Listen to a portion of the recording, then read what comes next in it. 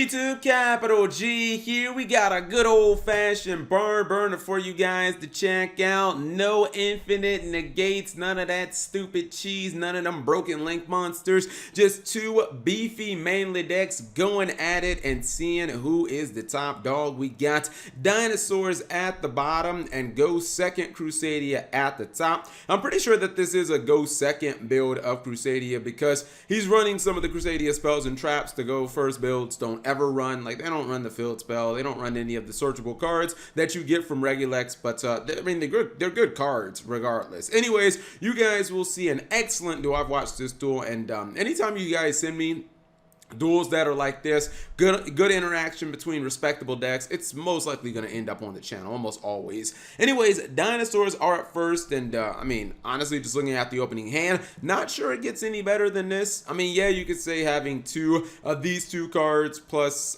I guess, a Fossil Dig is maybe a little too much, but it's fine. You got Miscellaneousaurus to get rid of the hand traps, and probably going to search Baby Sarasaurus because you always want to be destroying that card as much as possible. He's going to go hit some of that Crocosaur from the deck, or excuse me, Archosaur from the deck, and that pops Baby Sarasaurus. Search another Baby Sarasaurus, probably going to end up popping it as well with Oviraptor, which he does to bring it back because it's not a hard once per turn. Use Baby Sarasaurus as much as you want. Now this is spicy. He's going into Reapodocus. We haven't really seen this card ever since Summon Sorceress got banned. Card basically fell off a planet. Let's see what type of spice he can bring up. Gonna go for Ultimate Conductor Tyranno, maybe a rank 4 here. He's gonna go into a second copy. Okay, interesting. And then he's gonna turn his monsters into Winged Beasts, and that's gonna summon Samorg Birdum Samati from his extra deck. And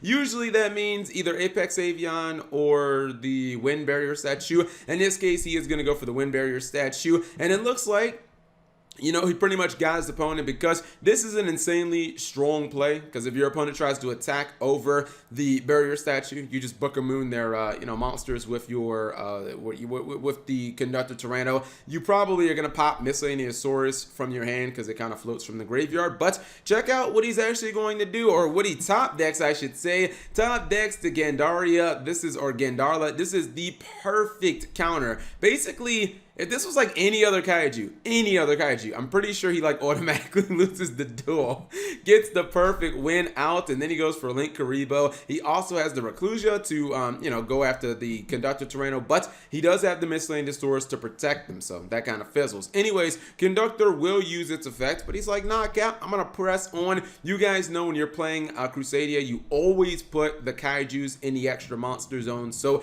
that you can have your link monsters point up to them and basically just kick your opponent's chest in, and it looks like that's what he's going to do. Revival makes it so that he can attack all his opponent's monsters, and he's actually going to draw some cards with the Crusadia. Is that Power? No, excuse me, Testament. So he actually gets rid of all of his opponent's monsters. Not too shabby. Then he's going to go into Equimax, which actually does have one negation, so he'll use that on Oviraptor. And then he's actually going to do something really interesting here. He has the token. Would you believe that he can actually link this token away for a Linkuriboh from the graveyard? Well, it's not a link, but you guys get what I mean. That was actually pretty spicy. Now, the dinosaur player, he still has Miscellaneousaurus in the graveyard, so he does still have the ability to get where he needs to go, trigger Giant Rex, and then get the Dinosaur Pankratrops from the graveyard. So consider your board thoroughly cracked, my good friend. I don't know if I would have used Pankratops on the Crusadia Revival. I mean, it's a good card, don't get me wrong, but I feel like you probably could have saved it for something else. That's just me. Anyways, he's going to top deck Nibiru, and he's going to set that copy of Red Reboot.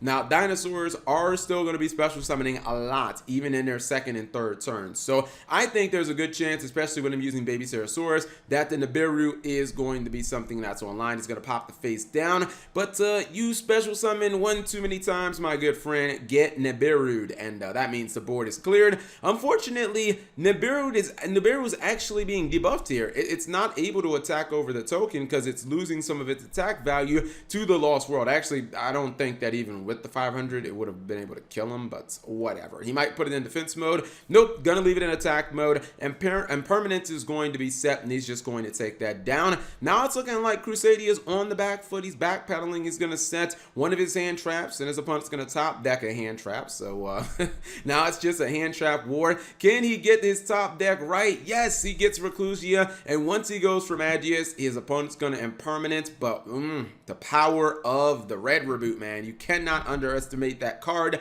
Limited for a reason. Set that face down. He's gonna set another impermanence, but I feel like he might actually win the duel during this turn as he gets a surge, and he gets protection from his own Reclusia. Very important. This means that he keeps it, and he'll probably, well, no, that's right. He tried to pop Nibiru, but his opponent popped the dinosaur from his deck. So, okay, guess he'll have to do it the hard way, but doesn't matter because, you know, Crusadia monsters, they like to they like to point towards other monsters in the extra, or other monsters in the main monster zone. But he says, forget about that, Cap. I'm gonna go for Mech Knight Crusadia Astrum, and would you believe he doesn't quite have enough damage to win? Who's gonna win this duel? You guys know almost always what happens on this channel when you leave your opponent with 100 life points. Can this be the 200 big brain IQ comeback of the world?